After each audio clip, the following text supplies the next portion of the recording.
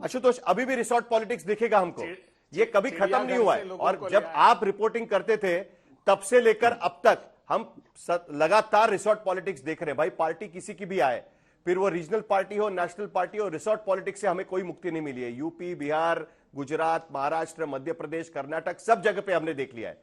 क्या इस बार दोबारा हमें वो देखना पड़ेगा महाराष्ट्र में? नहीं, मुझे तो लगता है कि दोबारा देखना पड़ेगा। और एक ही चीज है कि अगर महायुति की सरकार अगर बनती है बहुमत के साथ, तब तो शायद रिसोर्ट पॉलिटिक्स देखने को नहीं मिलेगी। लेकिन अगर त्रिशंकु विधानसभा बनती है और अगर महाविकास आघाड़ी की मान लीजिए अगर सरकार बनती है, उसको ज्यादा एमएलए नहीं बनते हैं, तो भी वो सरकार कितने दिन चल पाएगी, कितने दिन नहीं चल पाएगी, ये आशंका लगातार बनी रहेगी। आपने देखा किस तरीके से गोवा के अंदर जो है वो सरकार बनी, उसके बाद कर्नाटक बनी सरकार गिरी, मध्य प्रदेश के अंदर सरकार गिरी, और जहां सरकारें नहीं बनी वहां भी सरकार गिर गई। तो रिसोर्ट पॉलिटिक्स तो होगी, इसमें कोई दो राय नहीं है। एक ही शर्त पर वहां रिसोर्ट पॉलिटिक्स नहीं होगी, अगर महायुति के पास अपना बहुमत आता है, तब दूसरों के पास उतनी ताकत नहीं है कि वो सरकार गिरा सके। क्यों यहाँ सरकार गिराने के लिए जितने तरीके के तंत्र चाहिए वो सारे तंत्र यहाँ उपलब्ध होंगे। और उसके बाद एक एक विधायक अगर रिसोर्ट में नहीं भी होगा तो भी उसको पकड़ा जाएगा, जो रिसोर्ट में होगा उसको भी पकड़ा जाएगा। भाई शिवसेना कैसे टूटी? लोग तो गुवाहाटी चले गए और सूरत के रास्ते से गुवाहाटी गए। एनसीपी कैसे टूटी? इसी तरीके से टूटी। और उस पर सुप्रीम कोर्ट का जो ऑर्डर है, तो सबको पता है इस बारे में कि सुप्रीम कोर्ट ने क्या कहा था कौन। लेकिन अब इलेक्शन कमीशन ने जिस तरीके से फैसला किया वो भी सबके सामने उपलब्ध है। तो अब जो लेकिन आशुतोष, यहाँ पर तो पूरी की पूरी पार्टी शिफ्ट हो जाती है दूसरी तरफ। महाराष्ट्र में तो पूरी की पूरी पार्टी शिफ्ट हो सकती है। क्या इस तरीके की मूवमेंट भी हो सकती है क्या? अगर किसी को भी बहुमत नहीं मिलता है तो यहां पर मुख्यमंत्री पद को लेकर तो पहले से, अभी देखिए आज कल शाम को एकनाथ शिंदे की शिवसेना से वरिष्ठ मंत्री है, उन्होंने मांग कर डाली कि भाई अगर महायुति की सरकार बनाने की नौबत आती है तो एकनाथ शिंदे ही मुख्यमंत्री होने चाहिए। वहां पर एनसीपी के विधायक जो है, कार्यकर्ता है, वो पहले से ही होर्डिंग पूना में लगा रहे हैं कि अगला मुख्यमंत्री अजित पवार बनेगा। यहां पर संजय राउत पहले ही बोल चुके हैं कि भाई किसी भी हालत में उद्धव ठाकरे ही मुख्यमंत्री बनेंगे। नाना पटोले वहां पर विदर्भ में बयान दे चुके हैं उनके कॉन्स्टिट्यूंसी में कि भाई संजय राउत को शायद नहीं पता है, कांग्रेस का ही मुख्यमंत्री बनेगा। तो मुख्यमंत्री पद को लेकर 2019 में मैंडेट के खिलाफ हमने चीजें देखी, ये 24 में भी तो हो सकता है। या अभी लाइनें खींच गई है, अभी यहां से वहां जाना लोगों को पसंद नहीं आएगा? देखिए, बिल्कुल होगा और इसमें कोई दो राय नहीं है। अजीत पवार के दावे की तो मैं बात नहीं करता, क्योंकि अजीत पवार के पास कभी भी इतने विधायक नहीं हो पाएंगे कि वो अपने बल पे दावा कर सके। लेकिन एक बात बिल्कुल स्पष्ट है कि एकनाथ शिंदे मुख्यमंत्री बनेंगे या देवेंद्र फडणवीस मुख्यमंत्री बनेंगे। अगर एकनाथ शिंदे फिर मुख्यमंत्री बनते हैं, इसका मतलब 5 साल तक मुख्यमंत्री रहेंगे। अगर वैसा होता है तो देवेंद्र फडणवीस की पॉलिटिक्स क्या होगी महाराष्ट्र के अंदर? और भारतीय जनता पार्टी जो 152 सीटों पर चुनाव लड़ रही है, क्या वो हमेशा अपने छोटे गठबंधन के साथी को मुख्यमंत्री के तौर पर लेगी?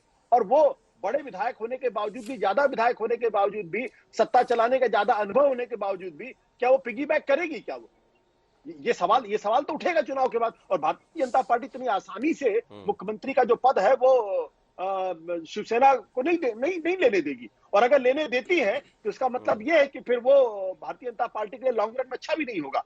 जहां तक अघाड़ी का प्रश्न है, तो मुझे नहीं लगता अघाड़ी के अंदर कोई बहुत बड़ी लड़ाई होने वाली है। हाँ, अगर कांग्रेस के पास शिवसेना उद्धव ठाकरे की तुलना में कहीं ज्यादा विधायक आ जाते हैं, बहुत ज्यादा विधायक आ जाते हैं, तब तो वो आशंका है। लेकिन मुझे ऐसा लगता है कि उद्धव ठाकरे अगर ठीक ठाक उनके पास एमएलए आते हैं तो उद्धव ठाकरे फ्रंट रनर है अघाड़ी में, और वही शायद मुख्यमंत्री भी बनेंगे। इस बार की एक दिलचस्प बात यह भी रही कि महाराष्ट्र में महिला वोटरों में काफी इजाफा हो गया है। तो मुझे महिला वोटरों पर भी आना है, लेकिन एक बार जल्दी से प्रेम शुक्ला जी से मुख्यमंत्री पद का सवाल ले लेते हैं कि प्रेम शुक्ला जी, आपके दोनों सहयोगी पार्टियों ने पहले ही दावा कर दिया है कि भाई हमारा नेता मुख्यमंत्री बनेगा। आपका दावा है तो बता दीजिएगा, क्योंकि पिछली बार 2022 में जब अनाउंस किया गया कि एकनाथ शिंदे बनेंगे मुख्यमंत्री, खुद देवेंद्र फडणवीस ने अनाउंस किया, हम लोग थे वहां पर, ताज प्रेसिडेंट में आपके सारे विधायक बैठे हुए थे, उनके चेहरे का रंग उड़ गया कि भाई इतना सब होने के बाद भी बीजेपी का मुख्यमंत्री नहीं बन रहा है। इस बार तो कम से कम कुछ मन में होगा ना कि भाई इस बार मौका मिलना चाहिए। एक बार आपने बलिदान दे दिया, बार बार बलिदान नहीं होगा। आदरणीय अमित शाह जी ने स्पष्ट कहा है कि विधायक दल बैठेगा और तय करेगा कि किसको मुख्यमंत्री बनना है, और निश्चित तौर पर बिना किसी विवाद के, देखिए मांग करना हर किसी का अधिकार है, वो अजीत पवार जी के समर्थकों का भी अधिकार है, एक नाथ शिंदे जी के समर्थकों का भी अधिकार है और देवेंद्र जी के समर्थकों का भी अधिकार है, लेकिन यह निर्णय तीनों दल बैठकर संयुक्त रूप से लेंगे।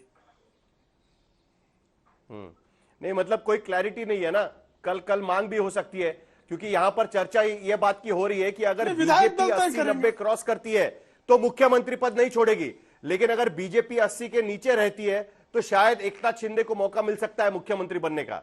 तो इसकी क्लैरिटी होनी चाहिए ना कहीं कि भाई आखिरकार बीजेपी के कार्यकर्ता नेता किस तरफ देखे, इसकी कोई क्लैरिटी बन पाई है? नहीं तो ऐसा ना हो जाए कि 2019 में वादा खिलाफी के बाद या वादा निभाया नहीं निभाया, किसने गलत बोला किसने झूठ बोला, उसमें बनी बनाई सरकार हाथ से निकल गई। तो इस बार तो यह रिस्क नहीं ली जाएगी ना किसी भी हालत में। देखिए, अगर मगर के सवालों का कोई उत्तर देना आवश्यक नहीं है। हम इतना निश्चित जानते हैं कि भारतीय जनता पार्टी के नेतृत्व में हमारा महायुति की सरकार का गठन होगा, जिसको आदरणीय मोदी जी, अमित शाह जी, हमारा विधायक चल चाहेगा, वो निश्चित तौर पर मुख्यमंत्री के पद पर उसका आरोहण होगा। चलिए देखते हैं, जिसका मुख्यमंत्री उसी के नेतृत्व में आखिरकार सरकार चलती है सर। लेकिन उसके बावजूद भी फिलहाल नेतृत्व कोई और कर रहा है, मुख्यमंत्री कोई और बन रहा है, ये भी तो महाराष्ट्र में हम देख रहे हैं। आशुतोष जी कुछ कमेंट करना चाह रहे हैं, मुझे लगता है आशुतोष जी कुछ बोलना चाह रहे हैं। आशुतोष जी, नहीं, ये सवाल तो देवेंद्र फडणवीस से पूछना चाहिए ना कि भाई एक बार के मुख्यमंत्री रह चुके हैं, अब उनको उप मुख्यमंत्री के तौर पर कैसा लगता है, ये सवाल तो उनसे पूछना चाहिए ना कि 5। और ये बात देखिए, देवेंद्र फडणवीस कोई मामूली मुख्यमंत्री नहीं है। वसंतराव नाईक के बाद वो अकेले महाराष्ट्र के मुख्यमंत्री हैं जिन्होंने 5 साल का टर्म पूरा किया, और 5 साल के टर्म करने के बाद भी शिवसेना के साथ गठबंधन किया, और उसके बाद अपने बल पे गठबंधन की सरकार फिर बनने वाली थी। तो ऐसे मुख्यमंत्री को, जिनका ट्रैक रिकॉर्ड बाकी से बेहतर है, बाकी के इवन के शरद पवार भी 5 साल मुख्यमंत्री कभी नहीं, 3 बार मुख्यमंत्री थे, लेकिन कभी 2 साल के थे, कभी 3 साल के थे, 5 साल का टर्म कभी पूरा नहीं किया। तो क्या देवेंद्र फडणवीस को यह बात पसंद आएगी कि वो एक बार फिर से एकनाथ शिंदे के, जिनके पास विधायकों की संख्या बीजेपी से कम होगी, उनके डिप्टी रहे? क्या ये उनका मान सम्मान होगा या मानहानि होगी? गुलाबचंद दुबे जी के पास भी मुझे जाना है, हालांकि वो फोन लाइन पे जुड़े हुए हैं। अभय दुबे जी हाथ खड़े किए हुए हैं, तो अभय दुबे जी से पूछ लेते हैं। अभय दुबे जी कि भाई ये रोक तो आपके यहां पर भी है, संजय राउत खुले आम कह रहे हैं कि भाई मुख्यमंत्री बनेगा तो एक उद्धव ठाकरे को ही बनाना पड़ेगा, लेकिन कांग्रेस मानने को तैयार नहीं है। शायद इसी को लेकर 3 दिन ही बाकी है, ये तूतू मैमे में कहीं महायुति सरकार ना बना दे अगर किसी को बहुमत नहीं मिलता है तो। देखिए, ये अप्रासंगिक विषय का जवाब तो देना ही नहीं चाहिए कि महायुति की सरकार बन ही नहीं रही है। महाराष्ट्र के लोगों ने साफ निर्णय ले लिया।